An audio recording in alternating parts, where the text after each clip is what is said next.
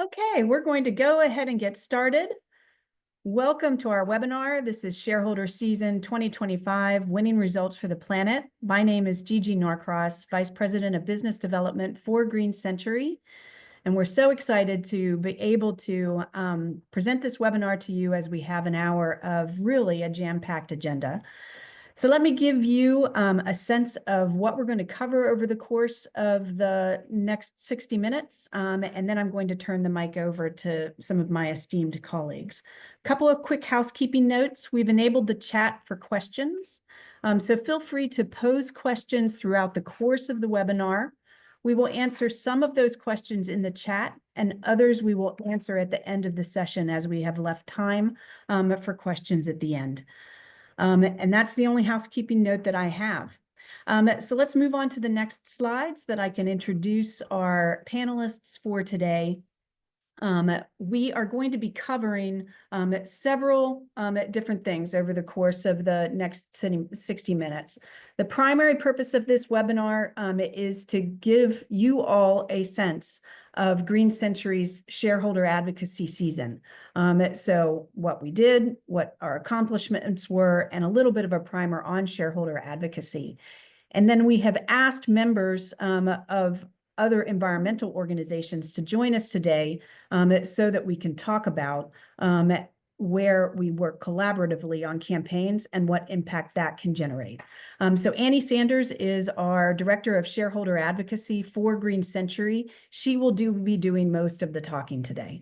From the other organizations, we have Glenn from Mighty Earth, Celeste from Environment America, and Shelley from NRDC. It's really an amazing panel, and all three of those individuals will talk a little bit more about their roles and their campaigns when they get to their sections. So that's what we've got in store. You can move on to the next slide. A little bit about Green Century. We have been in the business of environmentally responsible investing for almost 35 years, so certainly not a newcomer to this. We have three funds, our equity fund, our international index fund, and our balance fund, all three of which are widely available across multiple platforms, including Fidelity and Schwab. We make an impact in three distinct ways. The first is we keep our money, your money, out of the most environmentally dangerous industries, with a defining thing being that we are fully divested from fossil fuels. We lead an award-winning shareholder advocacy program, and we're going to talk about that primarily today. And then finally, we are owned by nonprofit organizations, which is a distinctly unique ownership structure. 100% of the profits that are made from the management of the funds flows to those organizations that are also running environmental and public health campaigns. And so that amplifies the impact that is made through Green Century's approach. So without further ado, I'm going to turn things over to Annie. We can move to the next slide, and she'll walk us through really the majority of the content for today. Great. Thanks, Gigi. So again, my name is Annie Sanders. I'm Director of Shareholder Advocacy at Green Century. And my role is to lead our team that works directly with companies to negotiate commitments to improve their environmental policies to achieve real world and measurable change. So I'm going to run through how shareholder advocacy works, and then we'll go through some highlights from the season. So we talk to or engage about 60 companies on environmental issues every shareholder season, also called proxy season, and that runs like a school calendar. So kind of beginning of July, August through end of June. Some of those dialogues, they are mostly follow-up from previous engagements, though most are new dialogues on issues from climate change to forest protection to plastic pollution. Most companies are pretty receptive to shareholder input and inquiries, and we've generally found that to be the case across industry and issue area. So the way our shareholder advocacy program works is that we start by researching environmental issues where we think companies could improve their policies. We tend to focus on climate change, forest protection and biodiversity loss, and plastic pollution, though we also look at issues like sustainable agriculture, animal welfare, right to repair, protecting the Arctic, and more. Peer analysis is pretty important here, as well as doing our homework on the risks posed to a given company, specifically by the issues that we're raising. So we do a bunch of research, then we send out letters of inquiry to set up dialogues. to which we come prepared with a set of questions about the financial risks associated with a given issue, like regulatory risk for a company not being prepared to disclose all its climate emissions, which California will soon require, or reputational risk from a company's coffee or hamburgers or wood products coming from areas deforested for agriculture. We evaluate whether a company has plans to adequately mitigate those risks. For example, does it have or plan to set science-aligned climate emissions reduction targets? And does it have a viable plan to hit them? Does it have robust forest protection policies and monitoring systems for commodities like beef, soy, palm oil, and paper products that collectively drive 70% of global deforestation? Do they have a plan to measure, disclose, and cut their plastic packaging use? Some of this information is available on the company's public disclosures, like their sustainability reports or their website, but not all of it, and definitely not the company's plans or intentions per se.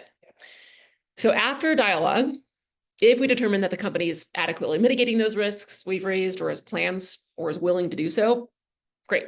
We'll get written confirmation of that and we'll move on. If not, we will often file what's called a shareholder proposal to bring the issue before all the company's shareholders at its annual meeting and give them a chance to vote on the issue, which if we get over, say, a 20% vote or so, that sends a pretty strong message to the company that investors want them to meaningfully address the issue. So this proxy season, we engaged 58 companies, meaning we had at least one, if not more, direct calls with company leadership, and we filed 30 shareholder proposals. We will typically end up negotiating to withdraw about half of the proposals that we file in exchange for commitment from the company to address the risks that we've raised. And this is what we consider a new policy change, which we won 11 of this year. We'll typically see about a quarter or a third of the proposal that we file go to a vote because we're not able to reach an agreement with the company about actions they can take to mitigate the risks that we're raising. So this year we actually had 16 proposals go to a vote, over half of the proposals that we filed, in a record high. So it is more than normal. This is in part, in my opinion, because companies were feeling less inclined to negotiate amidst a political climate here in the US that has become less favorable toward ESG concerns temporarily, we hope. But we were still able, nonetheless, to negotiate some pretty significant withdrawals and commitments from companies to meaningfully improve their policies. And a number of the proposals actually received a pretty significant vote. I now want to share a bit more about our work to protect forests specifically, and then we'll get a chance to hear from Shelley Vineyard, Director of Global Nature at NRDC, who is a valuable partner that we've worked with on these and related issues. Forests, they're very important. Forests are essential to the health of our planet. People are probably aware of this. They regulate the global climate, they maintain ecosystem balance, they support biodiversity. And then tropical forests in particular provide habitat for 90% of the world's rare species. But unfortunately, those ecosystems are under threat. And as I mentioned before, over 70% of global deforestation is caused by converting wildlands to agriculture. So specifically for beef production, soy farming, palm oil cultivation, and wood harvesting, though there are many other crops that are linked to deforestation as well, like coffee and cocoa. But those four commodities drive, again, 70% of global deforestation. So that's where we've tended to focus our efforts. The good news, next slide, please, is that we don't have to choose between food production and forest protection. We have the tech, we have the know-how, we have the land to grow what we need without destroying forests. There are a lot of ways to bring about solutions to this problem. The one that we focus on at Green Century is pushing the big agribusinesses, the food companies, the restaurant chains, the grocery chains that we own, that we hold stock in, to improve their policies and specifically commit to eliminating deforestation from their supply chains, particularly deforestation linked to those four big commodities. And that, we believe, and that this is borne out, will help shift global markets toward forest-friendly practices and ultimately reduce and ultimately eliminate global deforestation. So to talk a little bit more about that, in detail, I'm going to run through some examples here of ways in which we've won protections for global forests this season. So next slide here, and then I'll turn it over to Shelley. We had an engagement with Costco this past year, so third largest retailer in the US, or sorry, in the world. We engaged Costco because we noticed that their deforestation policies and disclosures were kind of scattered. They were not particularly cohesive or strong, and they didn't seem to have a plan, even in their Kirkland signature brand, which they have total control over, to eliminate deforestation. So we filed a shareholder proposal. We subsequently engaged in negotiations with Costco about what Costco could potentially do in exchange for us withdrawing the proposal. And they ultimately committed to publishing a comprehensive assessment of their forest protection efforts, and then put out a 5-year action plan to ensure its Kirkland signature brand products are deforestation free, protecting threatened species like the jaguar and giant otter. And this is a pretty big deal because Costco's Kirkland signature brand is bigger by revenue than most other companies in the world, including Nike, Netflix, Procter and Gamble, United Airlines, you name it, Kirkland signature brand is probably bigger. So any even incremental change for Kirkland signature brand has a huge impact around the world. So Costco will publish this plan at the end of 2025, and we agreed to withdraw our shareholder proposal in exchange. So we just had a call yesterday. The company's on track. Good news across the board there. Kraft Heinz, this is actually a little bit of an older engagement from 2023, but we had a follow-up call this year to ensure Kraft Heinz is on track to publish, or rather to implement deforestation-free products across their supply chain. So we actually won a commitment from Kraft Heinz in 2023 to put out a global deforestation plan, which they subsequently did. This is one of the best no deforestation plans that we've seen from any US company and should go into effect by the end of this year. ConAgra, we filed a shareholder resolution there this year urging the company to strengthen its protections for wildlands. And in exchange for withdrawal of the proposal, ConAgra committed to double down on its efforts to protect biodiverse ecosystems like grasslands and savannas that are also affected by its global supply chain. And then just a couple more Bloomin' brands. If anybody's ever been to an Outback Steakhouse, you have been a patron of Bloomin' brands. This is the parent company of several large US restaurant chains, including Outback Steakhouse, so a lot of beef. Bloomin' Brands agreed to strengthen its commitment to protect forests when sourcing ingredients like beef for its nearly 1,500 restaurants around the world. And then last but not least, J.M. Smucker, also known as Smuckers. This is the parent company of Folgers, Dunkin' at Home, a number of other coffee brands, among other brands. We engaged Smuckers because we were concerned that their policies were leading to global deforestation for coffee. So the company committed to review its forest protection policies with the ambition of eventually sourcing all of its ingredients without deforestation. And in exchange, we withdrew our shareholder proposal. So some pretty significant and concrete victories on forest protection this year at Green Century. I now want to turn it over to Shelley Vineyard, who's the Director of Global Nature at NRDC, who is going to focus on boreal forests, also incredibly important. And we've worked with Shelley and NRDC to protect these forests as well. So Shelley, thanks for joining us. Thank you so much, Annie, and the entire crew at Green Century for having me on the panel today. I'm really excited to talk about our work to halt and reverse forest degradation and how NRDC approaches this work as by shifting market demand and shining a spotlight on threatened forests like the boreal forest of Canada. So we can move to the next slide. So the boreal forest of Canada is one of the least well-known forests on the planet, but also one of the most ecologically significant. It's the largest remaining primary forest in the world. It's home to more than 600 indigenous communities whose ways of life are inextricably linked to the health of the forest. It stores massive amounts of carbon in the soils of the forest, more carbon acre for acre than any other terrestrial ecosystem. And it's also incredibly biodiverse, home to threatened species like the boreal caribou, which is actually on Canada's quarter coin and is the nesting ground for billions of migratory songbirds who fly up to the boreal every year to nest and have their babies and then migrate back down along the North American corridor. The boreal is also incredibly threatened. In Canada has one of the highest rates of tree cover loss in the world. And in the boreal, more than 1 million acres of forest are clear cut every single year to feed demand for everything from timber to toilet paper. Toilet paper brands like Charmin and paper towel brands like Bounty are made entirely from tree fiber, including a significant portion from the boreal forest of Canada. And this tree to toilet pipeline is entirely legal. And in fact, the government of Canada and many industry actors often brag about how sustainably managed Canada's forests are and how responsible their operations are. You might wonder, how is that possible? How is such destruction sanctioned on the global scale? And it all boils down to a loophole in how deforestation is defined. You can go to the next slide.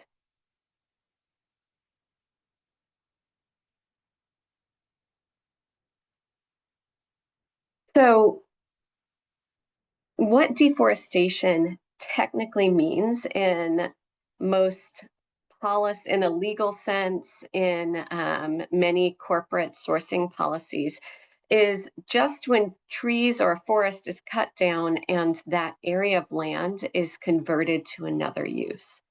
What that doesn't include is the myriad ways that industrial logging, even if the forest isn't ultimately converted into a parking lot or an agricultural plantation or a development, the myriad ways that that industrial logging creates significant ecological harm.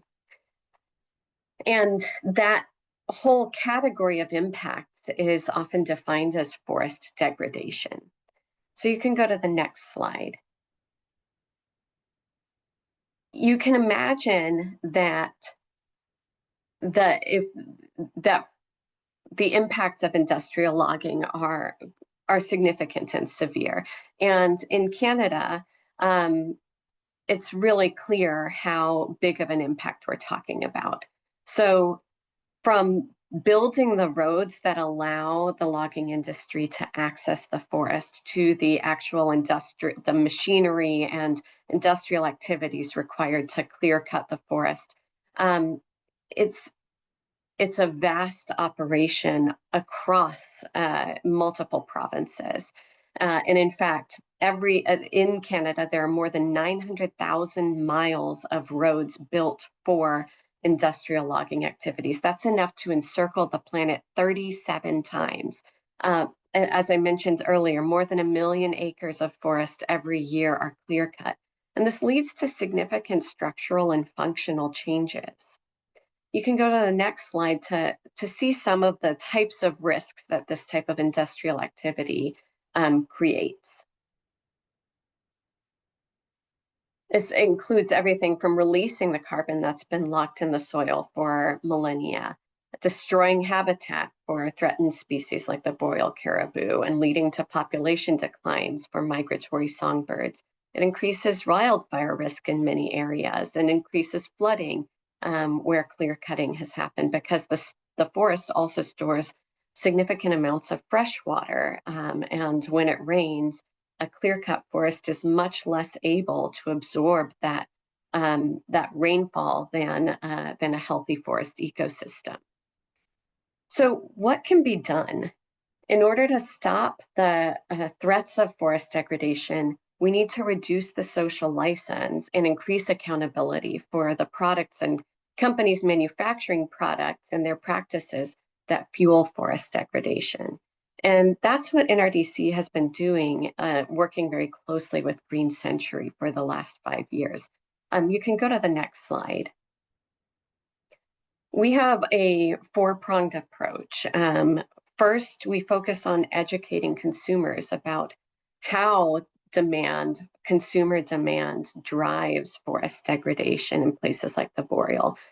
Pictured here is an image of our sustainability scorecard for tissue products that we release every year, grading different brands on whether they're made using more sustainable materials or less. We engage directly with companies, educating them both about the impacts of their supply chains and how they could adopt better sourcing practices. We work alongside many different organizations, including the ones, many of the folks on the panel here. And we work directly with folks like Green Century Capital Management to educate asset managers so that shareholders better understand the very clear and significant financial risks that are created when companies don't address forest degradation in their supply chains. And those things combined together will lead to the transformation of supply chains so that companies aren't fueling forest degradation, so that our forests are healthy and thriving and abundant for generations to come. So, with that, I'll hand it back over to Annie to talk about some of the specific work we've done with them. Great. Thanks, Shelley. Really great rundown on the issues. We have engaged a number of companies on forest degradation in particular, in addition to deforestation throughout the years. One recent example is Home Depot, largest home improvement retailer in the world. We filed a forest protection proposal a few years ago that got a 64% majority vote, which is huge, pretty significant, where we asked the company to increase the scale, pace, and rigor of its efforts to stop deforestation and forest degradation in its wood sourcing. The company did put out a report that we had requested in the proposal, and it did outline some enhanced forest protection policies and increased transparency on its existing efforts to protect forests. But it was clear that much more work needed to be done. So we have continued engaging the company since and co-filed a proposal this year asking it to conduct a biodiversity impact assessment. That proposal was also filed last year, and this proposal this year was one of the only environmental proposals that was refiled that got a higher vote this year than it did last year in a season where most votes have gone down due to the broader political climate. So that sends a strong message to the company that investors want to see action. We will continue pressing the company on these issues in the years to come.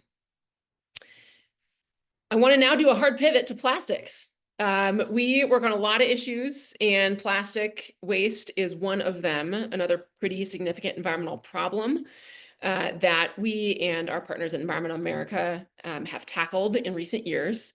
And to tell you more about the problem, solution, and what can be done about it, I want to introduce Celeste Mayfrin-Swango, who is the Beyond Plastic Campaign Director at Environment America. Thanks so much, Annie, and thanks so much to Green Century for inviting me to speak today about plastic pollution, its impact on the environment, and what we can do about it. As Annie said, my name is Celeste Mayfrin-Swango. I'm the Beyond Plastic Campaigns Director with Environment America, which is a national network of 29 state environmental groups that tackle the most profound problem of our time, a way of living that is destroying the natural world. I wanted to take a moment just to outline the problem of plastic pollution, our proposed solution, and then go through a couple of the corporate campaigns that we're working on to help address the issue. Next slide. So there's simply no escape from plastic these days. Our economy encourages us to make, use, and toss at the greatest possible speed. Often we don't think twice about getting our coffee to go in a foam or plastic cup with a plastic straw, or food in a plastic takeout container. And then when we're done with these single-use plastics, usually after just a few minutes of use, we throw them away. And as a result, the United States creates more plastic waste than any other country in the world. In fact, we generate so much plastic waste that it would fill the Cowboys Stadium, which is the largest professional football stadium in the country, every 16 hours. So where does all of this plastic waste go? You can go to the next slide. Only a very small percentage of plastic gets recycled into new plastic products, less than 9%. About 12% gets incinerated, which is bad for public health and our climate. And the rest, about 79%, either ends up in a landfill or in other parts of our natural environment. And this is a big problem because plastic as a material does not break down easily in the environment, persisting for hundreds of years at least, often breaking into smaller and smaller pieces called microplastics and nanoplastics. Plastics have been found everywhere that we've looked on the globe, from the deepest trenches of the ocean to the top of Mount Everest and everywhere in between. Next slide. Plastics are especially devastating to the world's oceans and wildlife. According to the United Nations, at least 800 species worldwide are affected by marine debris, and as much as 80% of that litter is plastic. Plastic fragments have been found in every single species of sea turtles that have been studied, and almost half of all marine bird and mammal species. Next slide. A big culprit here is single-use plastic, which is the vast majority of what we find as pollution, especially foodware and packaging. I think we'd all agree that nothing that we use for 5 minutes should pollute the environment for hundreds of years, but that's exactly what's happening. Globally, we produce 300 million tons of plastic every single year, half of which is designed to be used one time before disposal. Next slide. Plastic's damaging effects are felt every place that it persists, in our oceans, rivers, on land, in the atmosphere, and even in our own bodies. Next slide. We now know that micro and nanoplastic is being found in the things that we eat and drink: water, tea, honey, beer, seafood, the list goes on. It feels like more reports are coming out every week showing that microplastics are found everywhere in the environment and in our bodies. The health effects are not fully known, but we do know that plastics contain harmful chemicals, including carcinogens and endocrine disruptors. And despite what the petrochemical industry would have you believe, nearly all of our plastic stuff is not easily recyclable, not economically, and not really technically at the moment, which leads us to one basic solution, which is reduction. Next slide. If your bathtub is overflowing, the first thing that you would do is turn off the tap. And we know that in order to solve the plastic problem, we need to turn off the tap. And that means addressing it at the source by not making so much single-use plastic stuff in the first place. So we need to reduce and replace our single-use plastic products with less harmful and reusable alternatives. Next slide. So we have three basic strategies to reduce plastic. First, we must limit the amount of disposable plastic products handed to consumers daily and stop producing unnecessary plastic items that are easily replaceable with sustainable alternatives. These are the items that pollute the most since they're used for the shortest amount of time before being thrown away. Think plastic grocery bags, polystyrene foam or styrofoam takeout containers, plastic straws and utensils, plastic air pillows, and more. Second, we should be shifting away from single-use products altogether, even the non-plastic ones, where we can, and instead use reusables and refillables. Part of our program is figuring out ways to encourage businesses to use reusable and refillable systems, especially for food and beverage containers, since that's where so much single-use waste is happening. And finally is producer responsibility.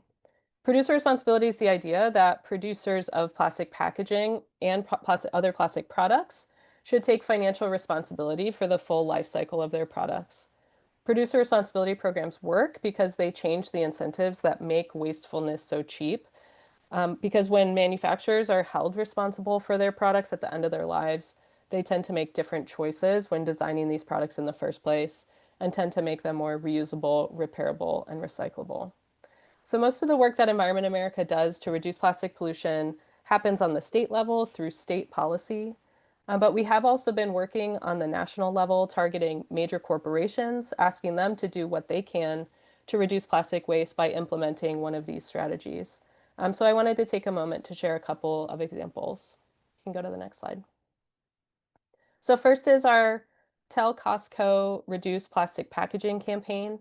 Everything at Costco is big, right? Huge warehouse-sized stores, a massive selection of products to buy, and a humongous plastic waste problem. All that jumbo-sized plastic packaging is contributing to this planet-sized catastrophe.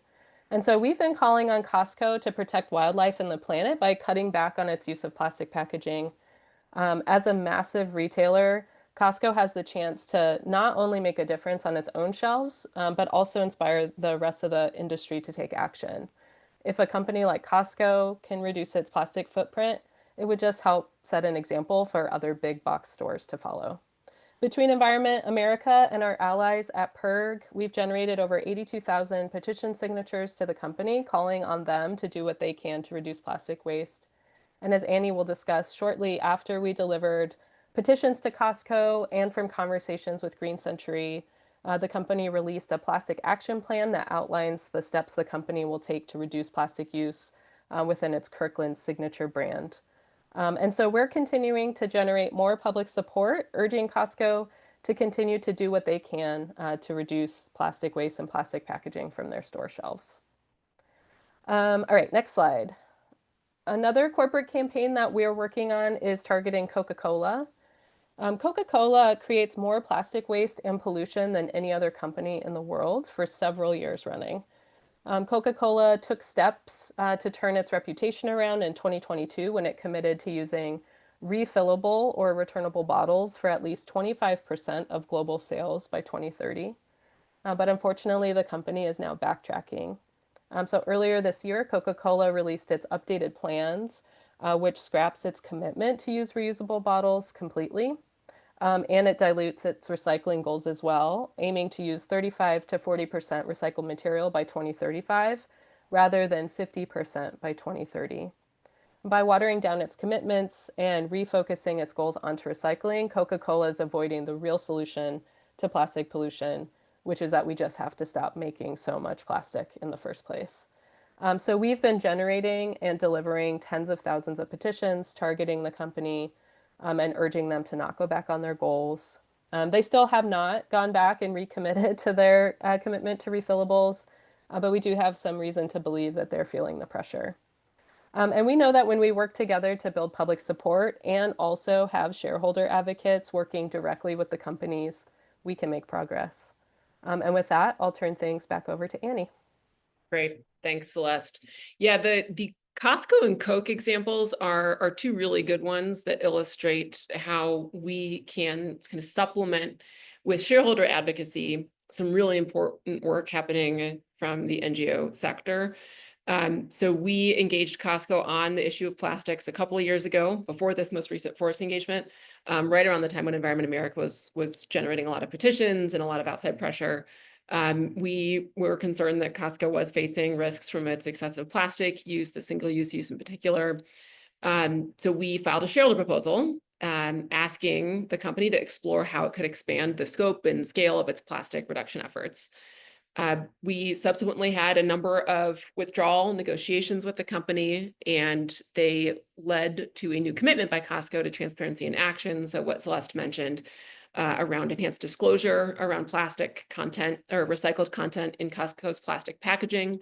And then last December, the company put out its 5-year plastic reduction action plan that outlines the steps it's taking to cut plastic in Kirkland Signature.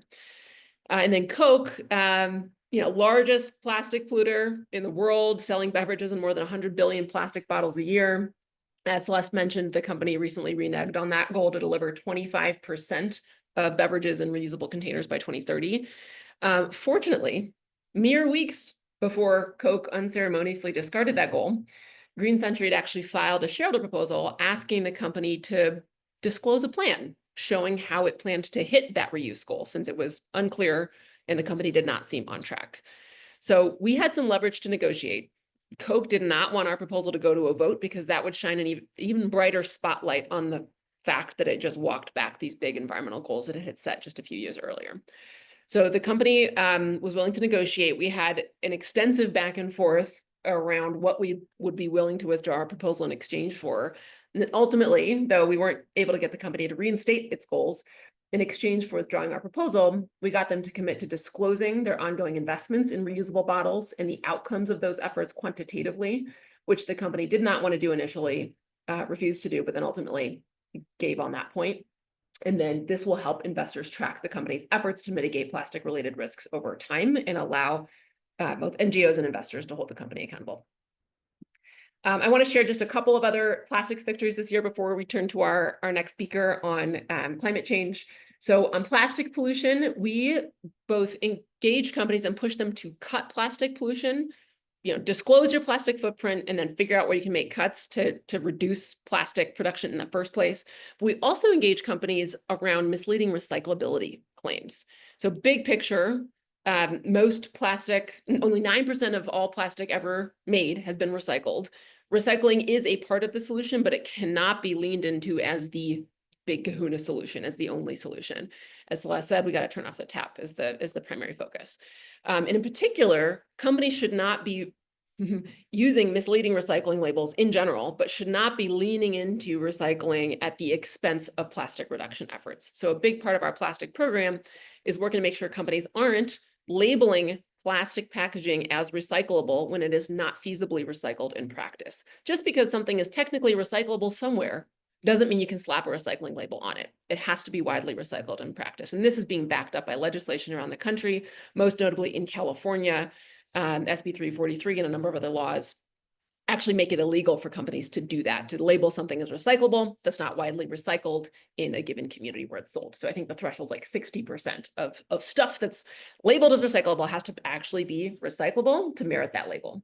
So we engaged Starbucks on this question. They label a lot of their plastic packaging as recyclable when in reality it's not largely recycled in practice. So the company agreed after we filed a shareholder proposal on this topic, they agreed to do an assessment of all their plastic recyclability labeling and remove any misleading labels from those plastic containers that contain the delicious cold brews that many of us drink. So that was good news and an important step in the right direction. In exchange for withdrawal of our proposal, the company also agreed to share details about its transition to reusable cups in early 2026. So hopefully you'll soon see the results of those efforts at a Starbucks near you. And then Sealed Air and Amcor, not sure people have heard of these companies. These are some pretty large global packaging companies that specialize in making packaging, and a lot of that is plastic. So Sealed Air is the packaging company that sells bubble wrap, my 2-year-old's favorite toy, and air pillows. So Sealed Air agreed to ensure that its recycling labels don't mislead consumers after we filed a shareholder proposal and ensuing withdrawal negotiations. So specifically, Sealed Air agreed to remove the misleading store drop-off label from its plastic packaging because that scheme does not work. And it also agreed to enhance disclosure on what it's doing to increase the use of alternative materials like fiber packaging in its broader packaging mix.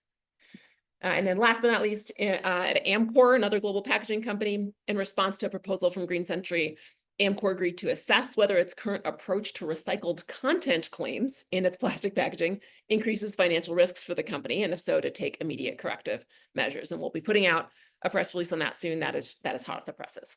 So exciting work on plastics. I now want to turn to the massive issue of climate change. There is a lot to be done to address the impacts of climate change. Mighty Earth is an environmental organization that is doing incredible work to that end. And we're lucky to have Glenn Hurwitz, who's the CEO of Mighty Earth, and who's going to speak to climate bang for the buck and scaling alternative proteins as one solution to the climate crisis.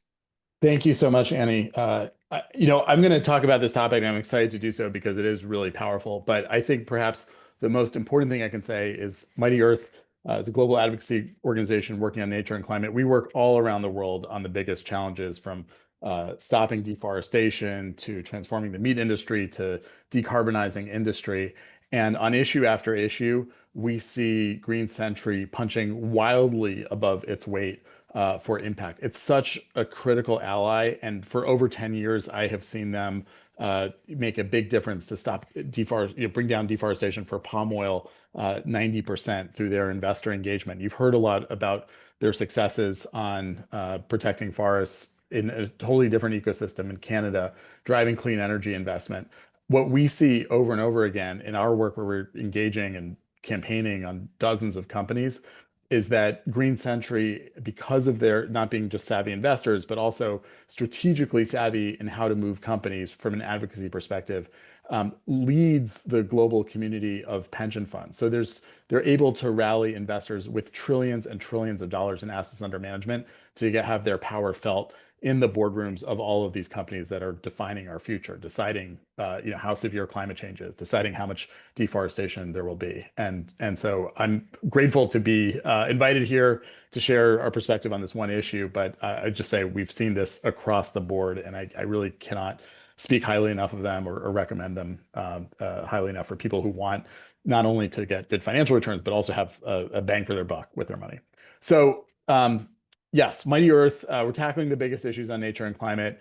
The biggest amongst those is the meat industry. It drives more deforestation than all of agriculture combined. And it also causes unbelievably more climate pollution than the entire transportation sector, every car, ship, airplane, and train on the world together. And I often say, electric vehicles are a really big deal, but the meat industry transforming it and the solution to it, alternative proteins, is an even bigger deal. Next slide, please.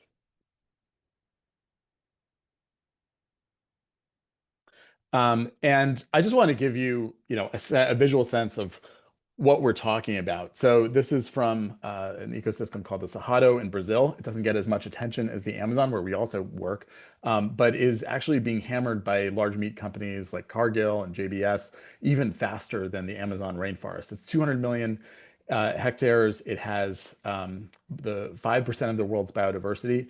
And although the Amazon is about 75% intact, thank God, the Cerrado has been utterly transformed with more than 50% destroyed.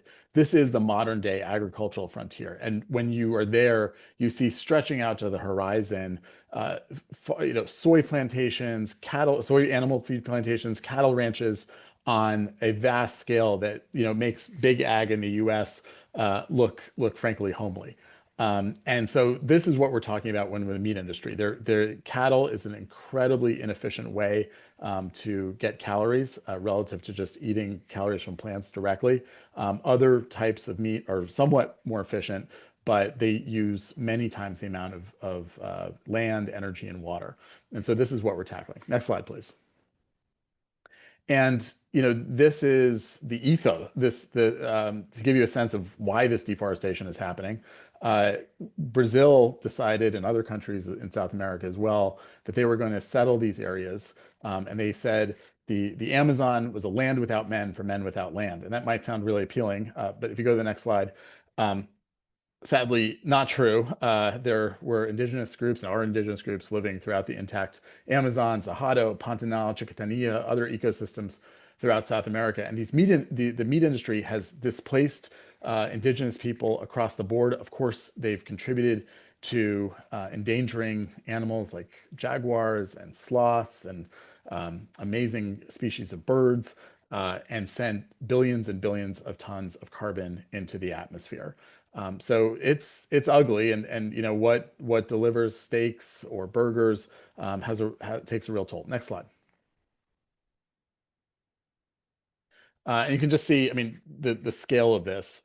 It's really quite enormous, and it's been a persistent problem. Although in some areas we have made progress, but we need to make a lot more. And in Latin America, every year you're seeing almost a gigaton of pollution, and almost all of that is related to cattle and animal feed. The other causes of deforestation in South America are relatively minor in contrast, and that's why we focus so much on transforming the meat industry. Next slide. For me, this is a big part of my personal motivation to work on this issue. I think the meat industry is a big part of why the Earth is wildly out of balance. I think this shows it even more than disturbing pictures of how much carbon is concentrated in our atmosphere. Humans have so dominated the Earth, in large part through our consumption of meat, that 96% of mammal biomass is us, our livestock, our pets, and just 4% are wild animals. And that's not how it's supposed to be. And so I hope that our work, together with Green Century and others, can restore a measure of balance to the world. Next slide. And you can give a sense, if you look down at the part of this slide that shows agricultural land, 77% of it goes towards meat and dairy production, and just 23% of crops. And yet just 18% of calories comes from that 77% of land. So we're destroying and using huge amounts of land and not getting much benefit. Even if you look at it from a protein perspective, it's still not performing very well. And this is just because of the fundamental inefficiency of feeding protein in the form of soybeans or other animal feed crops to cows or pigs or chickens, and then, or in some cases, seafood in aquaculture, and then having people eat it. It takes a lot of land, a lot of energy, and a lot of water. Next slide. And it causes huge amounts of greenhouse gas emissions. You can see cattle are at the top of the list in terms of animals. And this is why we're seeing a huge part of the reason why we're seeing such severe climate change. Next slide. So there's a solution. I should say, since we also do a lot of work on it, the deforestation isn't inevitable, even if people are eating lots of meat. You can expand onto the world's 1.6 million acres of degraded land. But even if we do that, and the meat industry has not successfully done that yet, they're still bulldozing and burning vast areas of South America in particular. They're even destroying the last remaining prairies in the United States. We're seeing 7 million acres of prairies that have already been 96% destroyed in the US fall over the last several years, primarily, again, for meat production.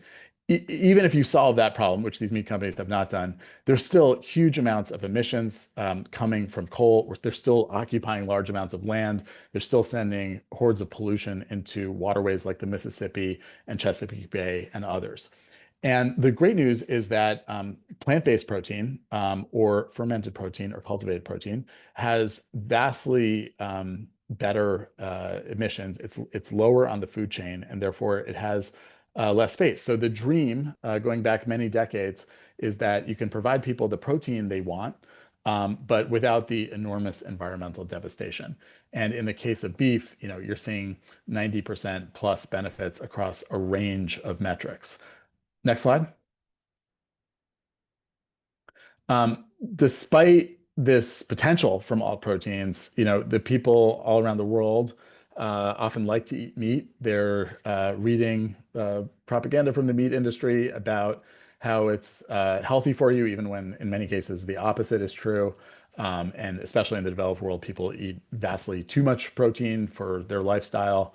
And so we're trying to tackle this. And in order to give Earth have a chance, we need to get the consumption of industrial meat under control. Next slide. The cool thing is these, plant-based proteins and other forms of alternative proteins have huge climate benefit. Boston Consulting Group did this analysis, and they said that private sector investment in plant-based protein was the single biggest climate bang for the buck of any approach or technology. There's nothing that's even close. I was happy when I read this analysis because we also work on industrial decarbonization, things like iron and steel, cement. But plant-based protein is the single best thing one can do with your private investment dollar. This doesn't include, things that the public sector can do, like protecting nature, but for an investor, promoting plant-based proteins, driving a shift from meat to plant-based proteins will suck gigatons of carbon out of the atmosphere, both by avoiding emissions from the livestock industry, but also potentially freeing up millions and millions of acres of land to regrow and suck gigatons of carbon out of the atmosphere. Next slide. There's a lot of different types. You've probably encountered some of these. There's the most common and the one we're most focused on promoting are just plant-based proteins. Those can be, beans, lentils, tofu, nuts, legumes, seitan, things that have been consumed for thousands of years in a lot of delicious combination. But there's also a lot of newer varieties like Impossible Burger, Beyond Meat, that make really strong burgers, sausages, and other things that, for the most part, are indistinguishable in blind taste tests. And there's other ways of making these foods like fermentation. And then there's cultivated meat, which is only done on a very small scale right now, where you take cells from animals and grow it in a bioreactor. And you're actually eating meat. And I recently had the opportunity to try this for the first time. So it's very exciting for the future for people who love to eat meat and aren't as interested in trying a similar plant-based product, that they could eat meat. Unfortunately, right now it's only produced on an extremely small scale, and there's, I think, only 2 commercial outlets in the United States that sell it. So we're focused mostly on getting companies to boost their sales of plant-based protein and other more conventional varieties. Next slide. And this is how we're working to do it. Unfortunately, the agriculture industry has captured a lot of policymaking, both in the United States and around the world. And so there's big subsidies going to the meat industry. It's hard for policy to change their incentives. But we have seen big potential, in part through the work of Green Century, to drive change by many of these companies. And so, through public pressure, through action by investors, we found over and over again that you can actually change the behavior of some of the biggest food and agriculture companies that are most responsible for these challenges. Next slide. And we are targeting specific companies that we see have potential to drive change. One of the big challenges is that if you look at the supermarket sector, right now, especially in the United States, it's pretty common for companies to use meat as a loss leader. So they advertise chicken or steak and say, you'll get a rotisserie chicken for $1, maybe even less than their costs. And that way they draw people in and try to sell them all sorts of other products.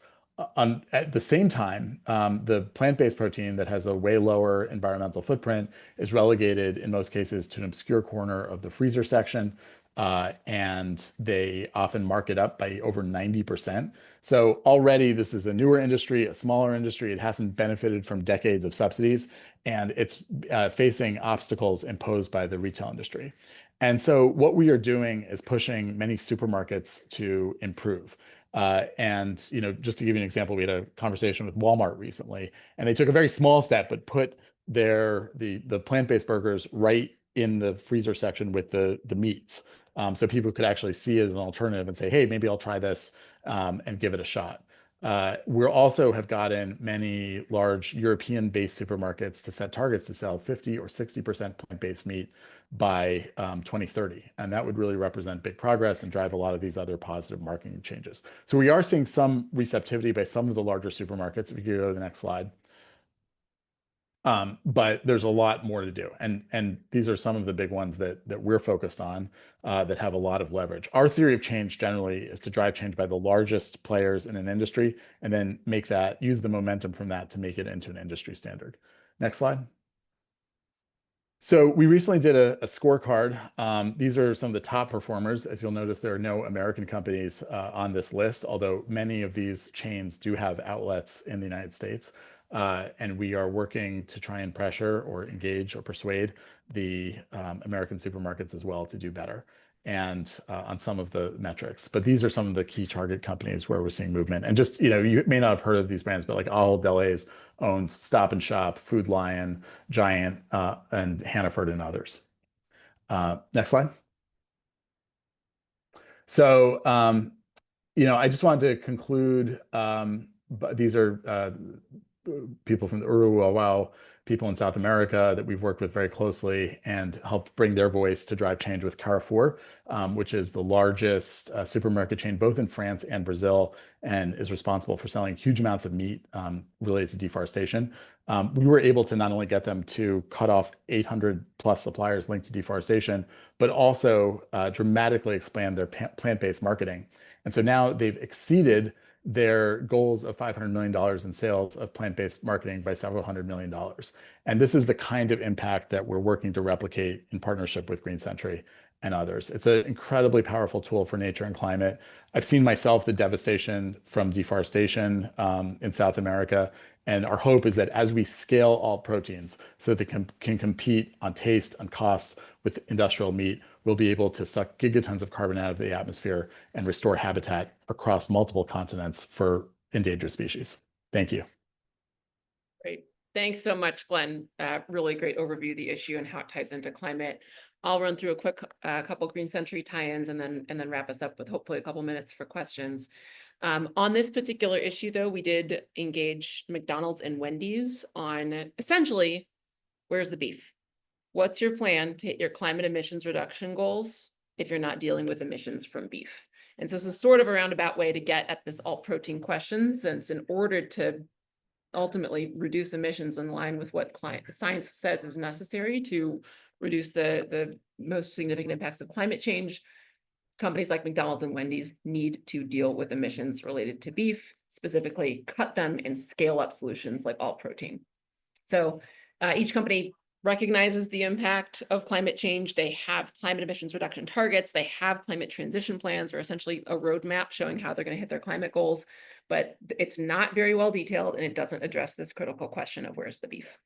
So we got significant progress on that issue from those companies through dialogue, but not quite enough to withdraw proposals. And so they went to a vote, and each proposal got enough support to refile, and we'll be continuing to press both companies on this issue and others into the future. I'm going to share a couple more anecdotes on our climate work, since that is a big portion of what we do. You can go to the next slide. We filed 12 climate-related proposals this year out of the 30 proposals that we filed total. So again, a pretty significant chunk of the work that we do is on climate in some way. In addition to McDonald's and Wendy's, we asked Amazon to disclose its full climate emissions. We asked Ford and General Motors to address emissions from their supply chains, which means figuring out how to cut emissions from sources like steelmaking and aluminum. We pushed insurance companies like Chubb and Markel to disclose emissions associated with their underwriting of the fossil fuel projects that drive the extreme weather events that are costing their businesses millions of dollars in losses.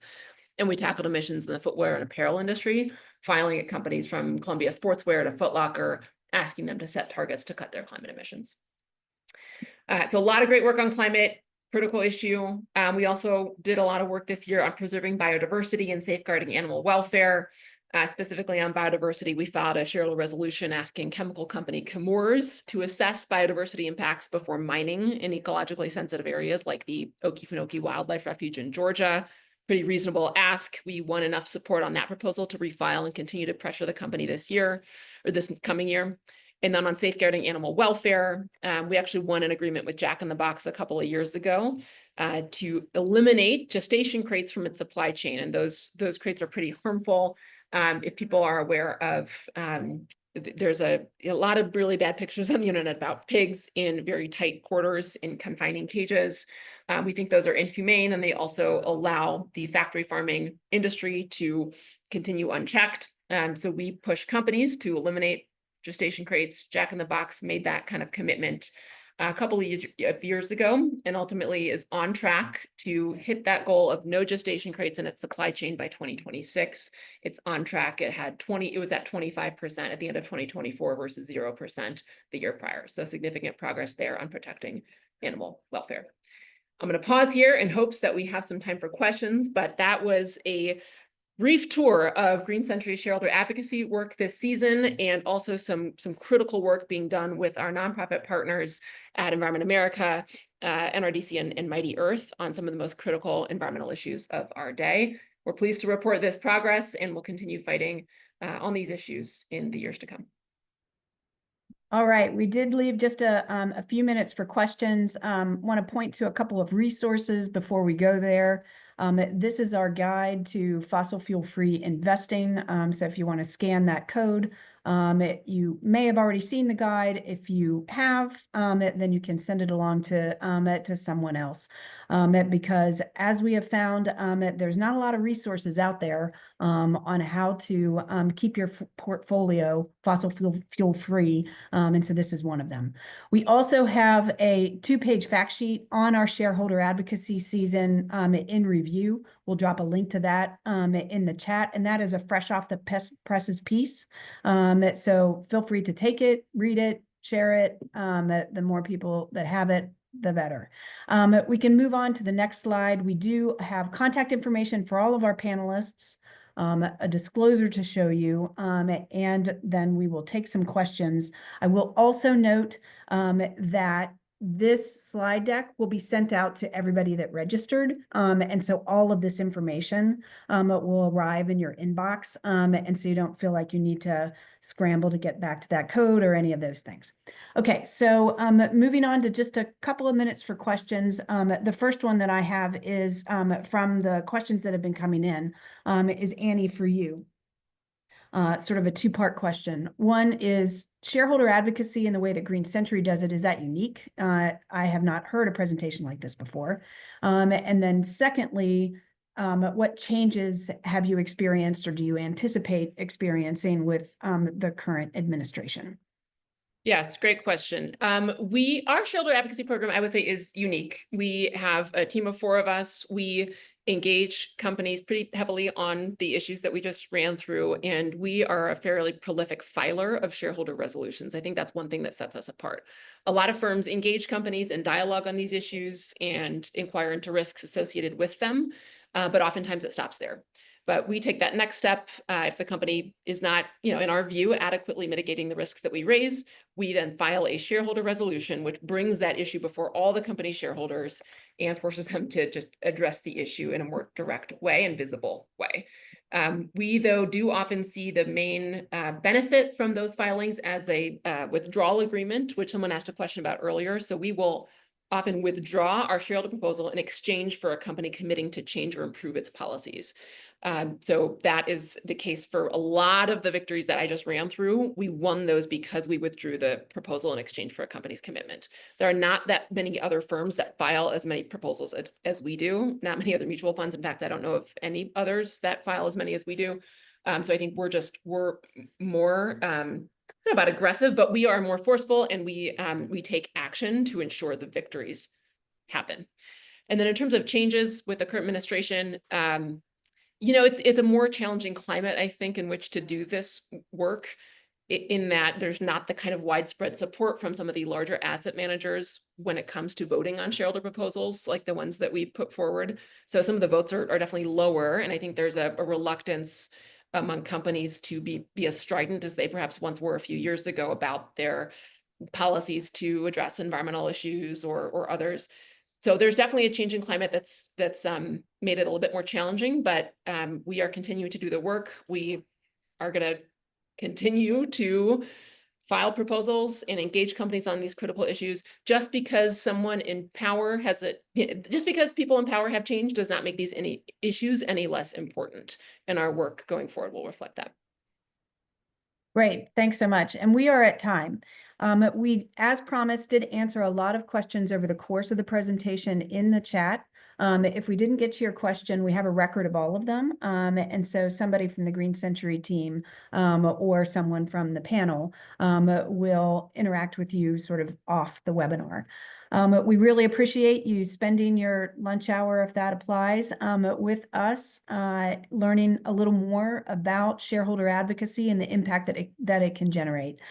So we appreciate you, and thanks very much. Look in your inboxes for the slide deck, and then within a few days, a recording of this webinar to share with others. Thanks a lot, and have a good day.